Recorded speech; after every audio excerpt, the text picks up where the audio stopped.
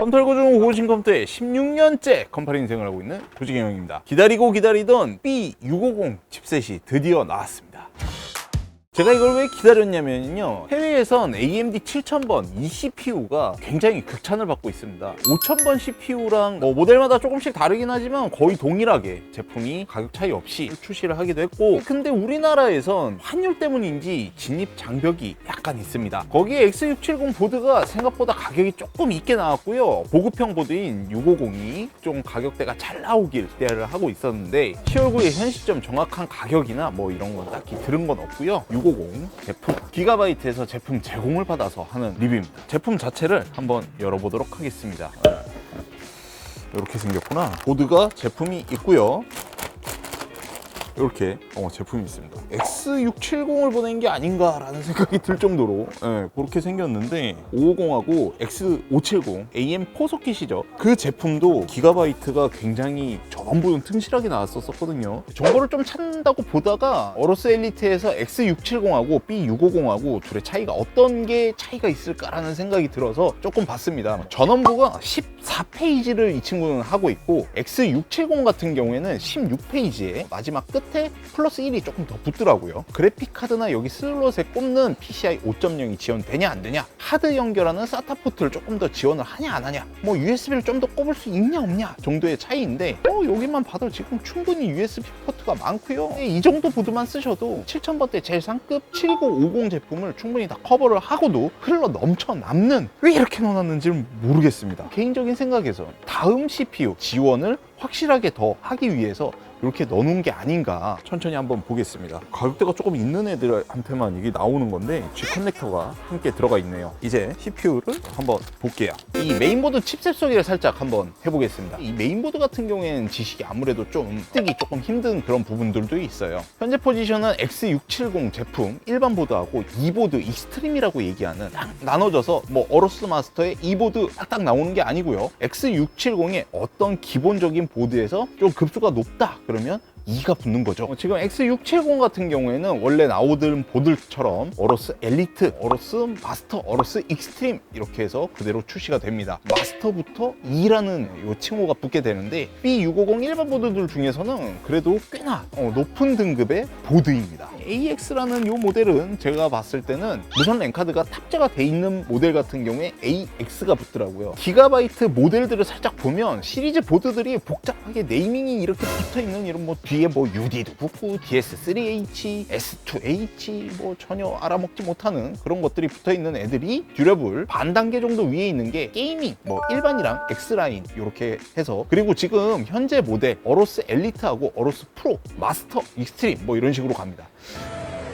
AM5 소켓을 채용을 했고요. 플러 때 그때 얘기를 드렸지만 AM4 소켓에서는 장착할 수 있는 방법이 총 3가지가 있었습니다. 위에다가 그냥 요 걸쇠를 이용을 해서 바로 장착이 가능한 대표적인 예죠, 레이스 프리즘이 있었고, 요 뒤쪽 브라켓을 사용해서 여기다가 이제 나사를 채우는 크라켄이라든지 이런 것도 있었는가 하면, 다른 제품 같은 경우에는 뒤쪽 브라켓을 자체적으로 따로 쿨러 회사에서 제작을 해서 그렇게 쓸 수 있었는데, 여기에 있는 요 나사들을 제거를 할 수 없다 보니까 요 후면부 브라켓이 제거가 되지가 않습니다. 자체 브라켓을 사용하는 그런 쿨러 같은 경우에는 직접 사용하실 수가 없고, 여기 걸쇠를 이용하거나 아니면 앞쪽에서 나사를 채워서 브라켓을 그대로 사용할 수 있는 그런 쿨러들만 사용이 가능하게 됐습니다. 메모리 같은 경우에는 DDR5 XMP로 해서 최대 6600까지 지원이 가능하다고 하고요. 그리고 요 그래픽, 요 슬롯을 지금 제가 잠깐 봤는데, 예전 같은 경우에는 쿨러가 이따시만하게 있어가지고 그거를 여기를 누르려 그러면 요거를 이 사이로 해가지고 이렇게 맨날 눌렀었는데 손가락으로 충분히 누르실 수 있을 것 같습니다. 나무젓가락은 이제 필요가 없게 됐습니다. 그래픽 같은 경우에는 요 슬롯 아머 처리가 돼 있고요, SSD PCI 5.0 슬롯이 채용이 됐습니다. PCI 5.0이 M.2가 그리 많지가 않은데, 앞으로 이제 현재 나오게 될 그런 SSD까지 충분히 사용이 가능하도록 SSD를 여기다 장착을 하게 됐을 때 드라이버 없이 장착이 가능할 수 있도록 설계가 돼 있습니다. 방열판을 낄 때는 드라이버가 있어야 되기 때문에 결국엔 드라이버가 필요하긴 하지만 여튼 아래쪽도 지금 슬롯이 2개가 더 있는데, 요 제품들도 다 이렇게 이지하게 준비가 돼 있네요. 그리고 요 옆쪽을 보시게 되면 다중키라고 해가지고 RGB 조명 효과를 끈 버튼 바이오스 메뉴로 바로 직접 부팅이 돼서 들어갈 수 있게, 커스텀 커스텀해서 이렇게 쓸 수 있는 그런 키라고 합니다. 그리고 요즘 또 유행하는 거죠. 보드로 폴딱 베끼는 거지 이렇게. 자, 와. 묵직한 첫 번째 이유는 전원부의 방열판과 함께 히트 파이프로 연결이 돼 있는 이런 구성을 가지고 있기 때문에 굉장히 묵직하게 돼 있는데요. 그리고 이 써멀 패드도 그렇게 급수가 낮지 않은 써멀 패드를 채택을 했다고 합니다. 전원부 페이지 같은 경우에는 70A짜리 14페이지를 포함한 2+1 전원부로. 자, 후면 포트 같은 경우에는 무선 랜카드 안테나 그거 연결하셔서 사용하실 수 있고, DP 하나에 HDMI 하나, USB 2.0이 4개, USB-C 타입 3.1 하나, USB 3.2가 7개, 바이오스 업데이트를 쉽게 할 수 있는 퀵 플래시 플러스 버튼이 하나 동봉이 되어 있습니다. 제품을 받았으니까 아무래도 벤치를 한번 돌려봐야 되겠죠. 이 사실 제가 뭐가 제일 궁금했냐면, 이 내장 그래픽이 성능이 안 좋다, 뭐 화면 표식이다라고 얘기는 하지만 제품이 롤 정도는 돌아갈 거란 말이에요. 백스가 붙었는데도 내장 그래픽이 들어가 있다고 하니까 너무 신기해서 한번 그래도 저는 돌려봐야 되겠습니다. 그리고 외장 그래픽이 어느 정도의 성능이 나올지 이것도 굉장히 궁금했는데요. 이렇게 한번 돌려보겠습니다. 처음 돌린 벤치는 시네벤치 R23입니다. 예전에 5800X 3D 벤치를 할 때 바이오스 업데이트 하기 전과 후가 많이 차이가 났던 게 생각이 나서 한번 돌려봤고요. 바이오스 업데이트 전 싱글코어 점수 1954점, 멀티코어 점수 15020점, 바이오스 업데이트 후 싱글코어 점수 1957점, 멀티코어 점수 15145점. 둘의 차이는 1%대로 오차범위 내이긴 했지만 약간 오르긴 했고, R23 테스트를 하면서 보드 후면부 전원부 온도를 확인해 봤는데 가장 뜨거운 부분이 40도로 아무리 오픈 테스트이고 낮은 CPU라고 해도 너무 낮은 상태의 온도를 보여줬습니다. 파스 역시 오차범위 내였는데 점수로 유추해본 그래픽카드 성능은 점수로 찾아보니 대충 이 정도의 느낌이었습니다. 추후에 드라이버 업데이트나 바이오스 업데이트로 성장할 수도 있겠지만 FHD 롤 정도는 플레이가 충분히 가능했고, 그래도 5600G 같은 APU의 3D 성능을 넘기긴 힘들 것 같습니다. 제가 메인보드를 받았을 때 바이오스 버전은 F1 버전,